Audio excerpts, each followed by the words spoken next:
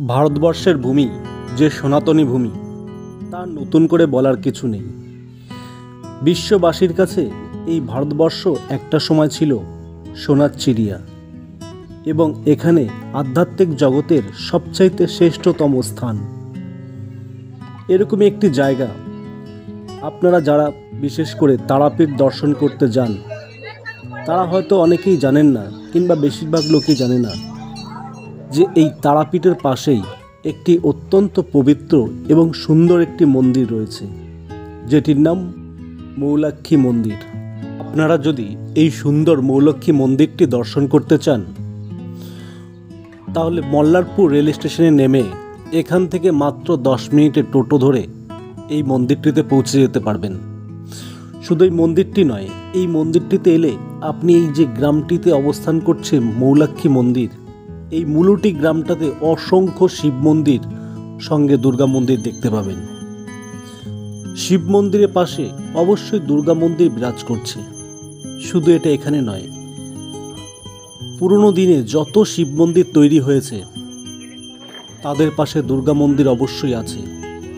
এই শিব আর দুর্গার মধ্যে একটা মেলবন্ধন সব সময় ঘটানো হয়েছে।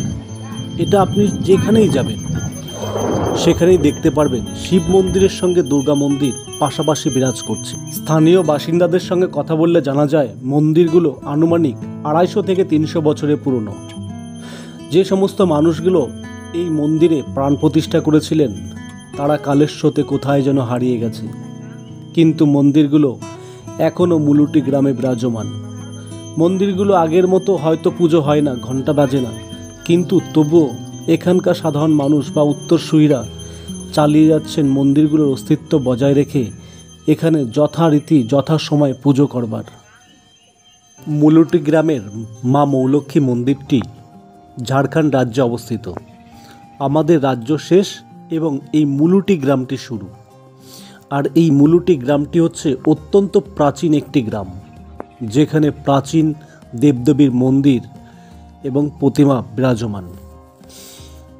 এই মন্দিরটি ঘুরে দেখার আগে আমি একটু ঝাড়খণ্ড রাজ্যের আর একটু ভিতর দিকে যাব, তাদের রাস্তাঘাটগুলো এবং জনবসতি দেখার চেষ্টা করব।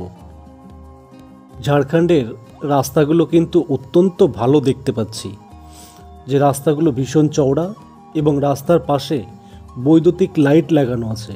এবং ডান দিকে যে প্রাচীর দেওয়া ঘেরা জায়গাটি দেখছেন, এই জায়গাটাতে নাকি একসময় ইংরেজরা তাদের যুদ্ধ জাহাজ নামাতেন।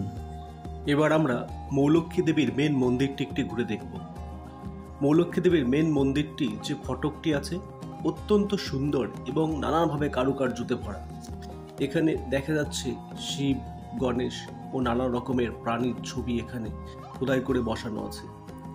সবার ওপরে বাবা ভোলেনাথ বিরাজমান, সবার ওপরে শিব, তারপরে মৌলক্ষী মাতা এবং সবার নিচে গণেশ ঠাকুরকে বসানো হয়েছে। পিতা মাতার স্থান যে সবার ওপরে, তারই একটি নিদর্শন এই মৌলক্ষী দেবীর গেট। মেন মন্দিরটি খুব বড় না হলেও ভীষণ সুন্দর। এটি মা তারাপীঠের আদলে তৈরি করা হয়েছে। এই মৌলক্ষী দেবীর মন্দিরটির পাশেই শিব মন্দির বিরাজমান। প্রত্যেকটি শিব প্রত্যেকটি কালী বা দুর্গা মন্দিরের পাশে বিরাজ করেন। মন্দিরটির আয়তন খুব বেশি বড় না হলেও মোটামুটি ছোটোর মধ্যে খুব সুন্দর করে গোছানো, চারিদিকে প্রাচীর দেওয়া ঘেরা। এবং এক সময় এখানে নাকি বামাখ্যাপা পুজো করতেন। পরবর্তীকালে তিনি তারাপীঠে মা তারার ডাক পেয়ে এখান থেকে মা তারা শরণাপন্ন হন এবং পরবর্তীকালে তারাপীঠেই তিনি বিরাজ করেন এবং সেই জন্য বামাখ্যাপার একটি মন্দির এখানে তৈরি করা হয়েছে।